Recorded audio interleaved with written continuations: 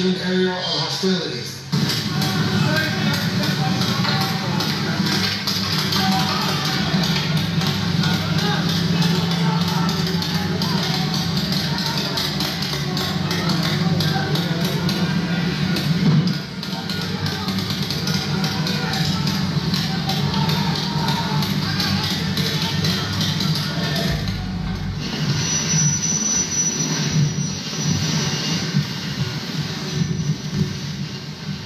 İnsansız savaş uçaklarıyla saldırıyorlar.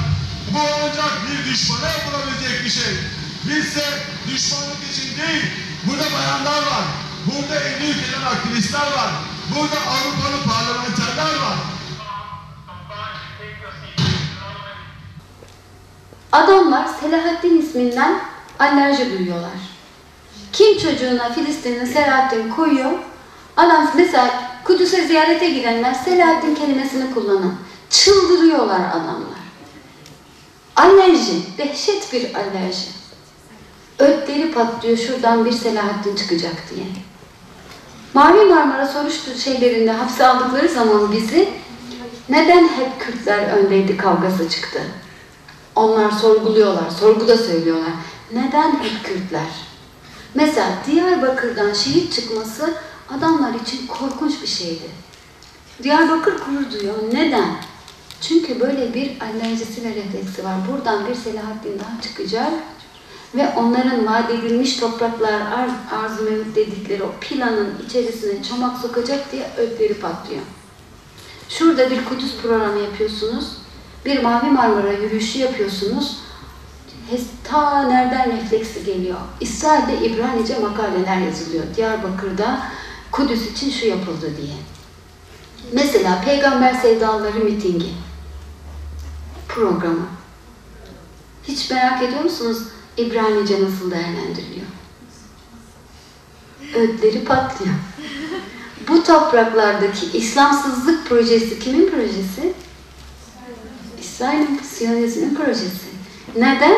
İslam giderse sekülerizm gelir. Sekülerizm gelirse Yahudilik orayı çok kolay alır. İslam kalırsa bu topraklar Yahudilere verilmez. Selahaddin Eyyubi'yi unutursanız İsrail kazanır.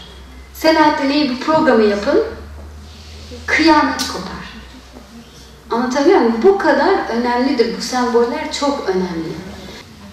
Diyarbakır'da mesela Kudüs için bir açıklama yapsın kadınlar. İsrail için çok tehlikeli bir aktivite. Çok tehlikeli. Mesela biz buraya geldiğimiz zaman burada programlar, Ali Haydar Bengi programı yaptık, birçok programlar yaptık. İsrail'de makaleler yazıldı. Bu bizim burada Diyarbakır'da yaptığımız programlarla alakalı. Gençler katılıyor mu? Merak ederler. Kadınlar katılıyor mu? Merak ederler. Niye biz durmadan Mavi Marmara programları yapıyoruz, işte organizasyonlar yapıyoruz? Mavi Marmara büyük bir İsrail yenilgisidir. Unutun istiyor, kapatın istiyor. Türkiye'nin de kapanmasını istiyor. Hatta İHA diye bir şey kalmasın istiyor. Kapatılsın, hapse atılsın, bitsin. Kimse böyle bir şeye cesaret edemesin. Ama siz ne yapıyorsunuz? Her sene yine program yapıyorsunuz, yürüyüş yapıyorsunuz. Her sene daha bir kalabalıkla yürüyorsunuz.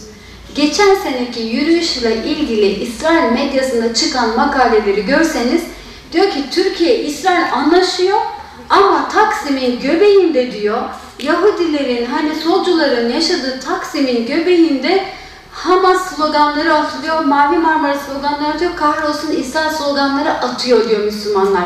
Kitlenin diyor önemli bir kısmı lise öğrencisi diyor. Yani alarm unutmayacaklar, gençler geliyor diyor yani. Gençler öğreniyor, gençler devam ettiriyor. Bu çok önemli. Sizin de bunu yapmanız lazım. Kudüs'ü, Filistin'i anlatın, öğretin. Gençler de Kudüs bilincini ayakta tutun. Emin olun ki bu zamanda yapılabilen en bence kutsal mücadele bu.